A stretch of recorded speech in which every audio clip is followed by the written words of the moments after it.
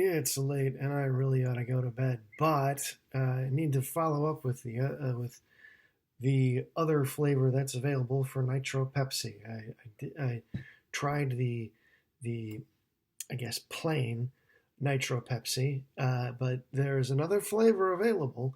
It's the vanilla draft cola version of Nitro Pepsi. I'm curious as to why they decided to go with the vanilla. You'd think that in presenting a new flavor or format, whatever, um, you'd have the standard flavor, if you will, and then the other would be a diet.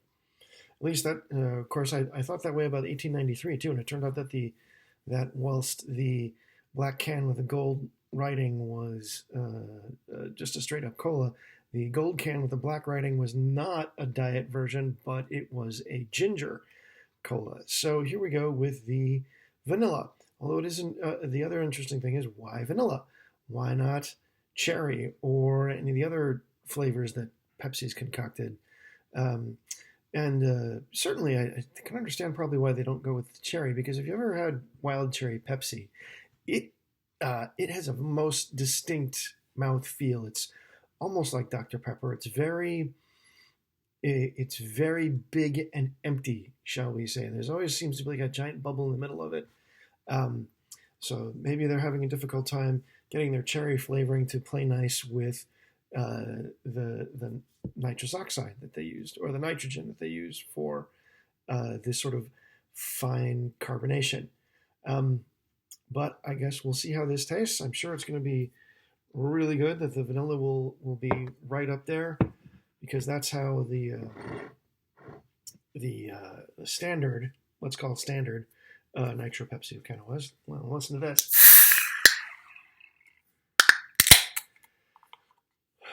I think the deal is that the nitrogen is now, instead of a free floating ball like Guinness had, they put something at the base of the can. Um, I'm sure my beer aficionado friends know this for sure. I haven't really bothered tearing open the can just to find out. But, all right, well,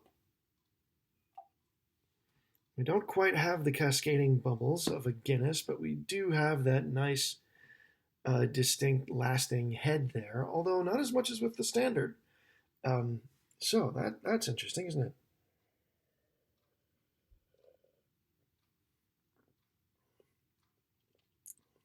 Mmm. Once again, very smooth texture. So I'm going to pour a little more of this out.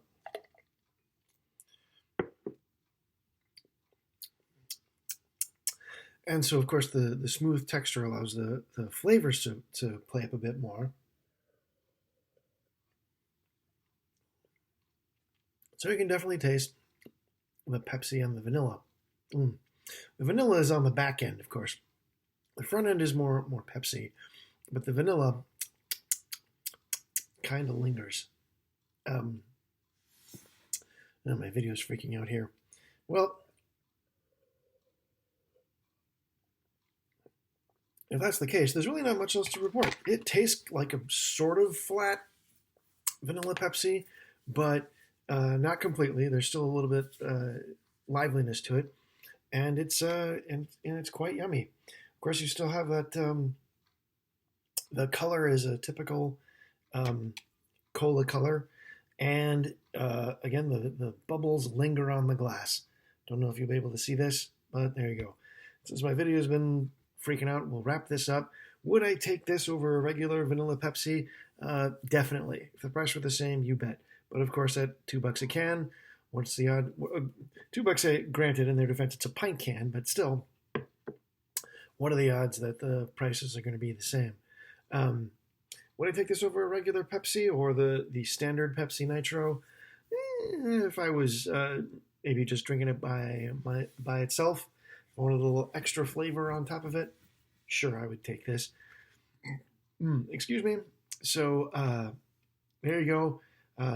Pretty short review this evening. Thank you for watching, and you have a good night.